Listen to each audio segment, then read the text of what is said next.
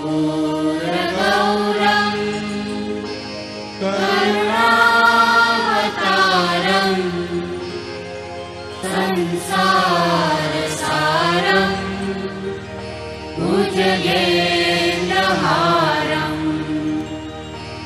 सदा वसन्तं हृदयारविन्दे भवं भवानी सहितं नमामि। हिंदू धर्म में कई सारी परंपराएं सदियों से चली आ रही हैं। इन्हीं में से एक है यज्ञ और हवन। रामायण और महाभारत में भी यज्ञ और हवन का उल्लेख किया गया है।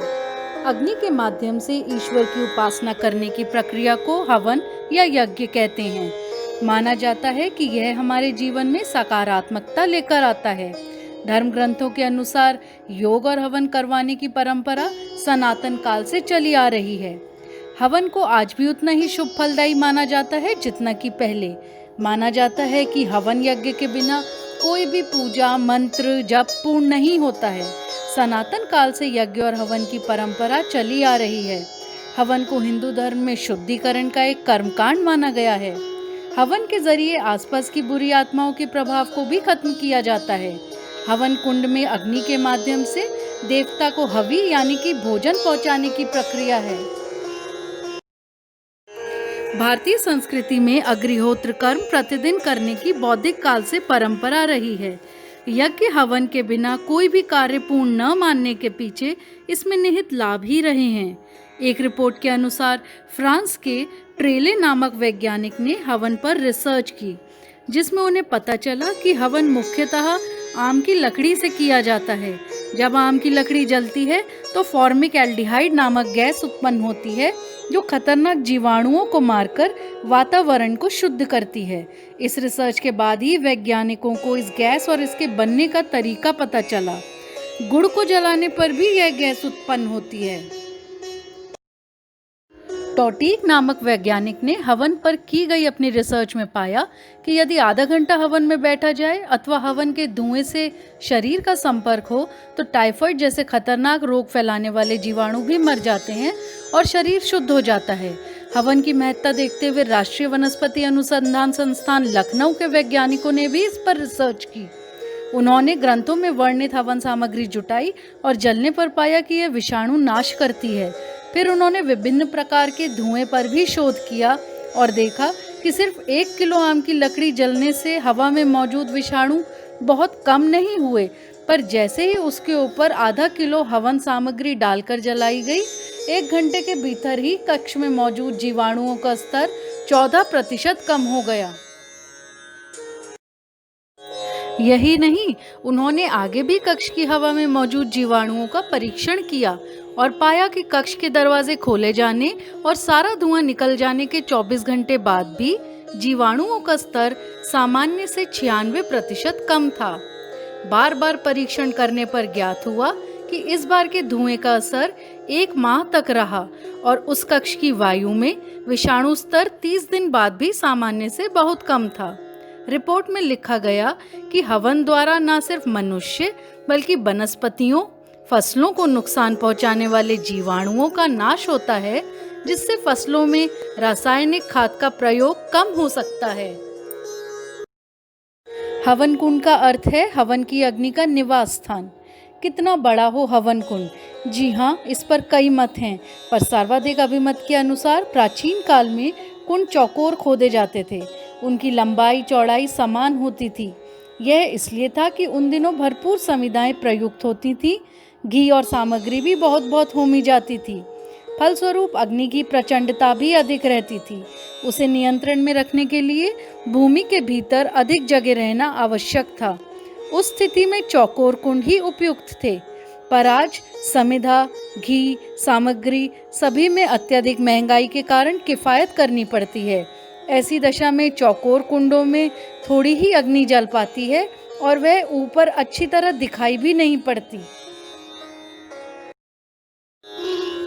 अतएव आज की स्थिति में कुंड इस प्रकार बनने चाहिए कि बाहर से चौकोर रहें, लंबाई, चौड़ाई, गहराई समान हो, पर उन्हें भीतर से तिरछा बनाया जाए। लंबाई चौड़ाई 24-24 अंगुल हो तो गहराई भी 24 अंगुल तो रखना चाहिए, पर उसमें तिरछापन इस तरह देना चाहिए कि पेंदा 6-6 अंगुल लंबा चौड़ा रह जाए। इस प्रकार के बने हुए कुंड समिधाओं से प्रज्वलित रहते हैं। उनमें अग्नि बुझती नहीं। थोड़ी सामग्री से ही कुंड ऊपर तक भर जाता है और अग्निदेव के दर्शन सभी को आसानी से होने लगते हैं। 50 अथवा 100 आहुति देनी हो तो कोहनी से कनिष्ठा तक के माप का कुंड बनाना चाहिए। 1000 आहुति में 1 हस्त प्रमाण का, 1 लक्ष आहुति में 4 हाथ का, 10 लक्ष आहुति में 6 हाथ का तथा कोटि आहुति में 8 हाथ का अथवा 16 हाथ का कुंड बनाना चाहिए।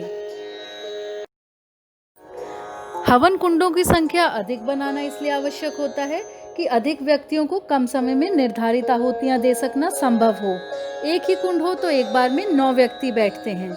यदि एक ही कुंड होता है तो पूर्व दिशा में वेदी पर एक कलश की स्थापना होने से शेष 3 दिशाओं में ही याज्ञिक बैठते हैं। प्रत्येक दिशा में 3 व्यक्ति एक बार में बैठ सकते हैं। यदि कुंडों की संख्या 5 है तो प्रमुख कुंड को छोड़कर शेष 4 पर 12-12 व्यक्ति भी बिठाए जा सकते हैं। संख्या कम हो तो चारों दिशाओं में उसी हिसाब से 4-4 भी बिठाकर कार्य पूर्ण किया जा सकता है। यही क्रम 9 कुंडों की यज्ञशाला में भी हो सकता है। प्रमुख कुंड पर 9 और शेष 8 पर 12 गुणा 8 अर्थात 105 व्यक्ति एक बार में बैठ सकते हैं। संख्या कम हो तो कुंडों पर उन्हें कम कम भी बिठाया जा सकता है। वेद मंत्रों में बहुत ताकत है। मंत्रों के अधीन देवता हैं। ब्राह्मण और अग्नि भगवान के 2 मुंह माने जाते हैं। मुंह के 2 काम हैं, एक खाने का और एक बोलने का। अग्नि भगवान के खाने का मुंह है, इसीलिए हम यज्ञ करके अग्नि में आहुति देते हैं। यज्ञ करने से घर की शुद्धि होती है। दक्षिण दिशा राक्षसों, पिशाचों व दानवों की मानी गई है। उनसे यज्ञ की रक्षा हो सके, अतएव ब्रह्मा जी का स्थान दक्षिण की तरफ लगाया जाता है। गुलाल से या कुमकुम से रम लिखकर फिर हवन शुरू करें, क्योंकि यह अग्नि का बीज मंत्र है। इसको नहीं लिखने से यज्ञ में चाहे जितना भी घी की आहुति देंगे वे सब निष्फल होती है। अग्नि को पंखे से मुख से प्रज्वलित करना मना है। यदि भूख, प्यास या क्रोध का आवेग हो, मंत्र ना आता हो, अग्नि प्रज्वलित ना हो तो हवन ना करें। साकल और घी की आहुति एक साथ दें। साकल्य की आहुति एक साथ चाहे जितनी व्यक्ति भी दे सकते हैं।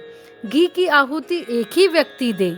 यज्ञ के अंत में गुरु मंत्र की 10 आहुति देनी चाहिए। हवन करने की 3 मुद्राएं होती हैं। सूखरी मुद्रा, सब उंगलियों को मिलाकर सामग्री लेकर आहुति दें। हंसी मुद्रा, कनिष्ठिका रहित बाकी उंगलियों से आहुति दें। मृगी मुद्रा, कनिष्ठिका तथा तर्जनी को बाद देकर आहुति दें। अग्निदेव की पत्नी है स्वाहा। आइए जानते हैं क्यों हवन में हर मंत्र के बाद होता है इनका उच्चारण। स्वाहा का अर्थ है सही रीति से पहुंचाना। दूसरे शब्द में कहें तो जरूरी भौतिक पदार्थ को उसके प्रिय तक।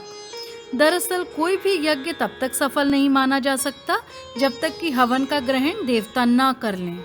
लेकिन देवता ऐसा ग्रहण तभी कर सकते हैं जबकि अग्नि के द्वारा स्वाहा के माध्यम से अर्पण किया जाए।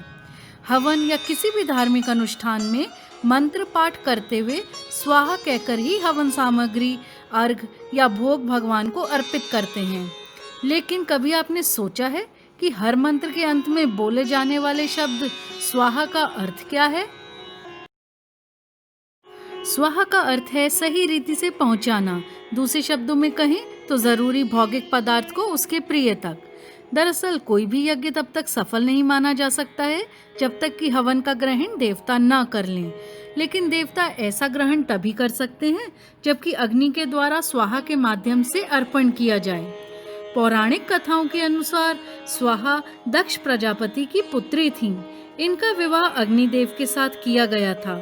अग्निदेव अपनी पत्नी स्वाहा के माध्यम से ही हवि या भोजन ग्रहण करते हैं तथा उनके माध्यम से यही हवि आह्वान किए गए देवता को प्राप्त होता है। भगवान श्री कृष्ण ने स्वयं स्वाहा को ये वरदान दिया था कि केवल उसी के माध्यम से देवता हवि को ग्रहण कर पाएंगे।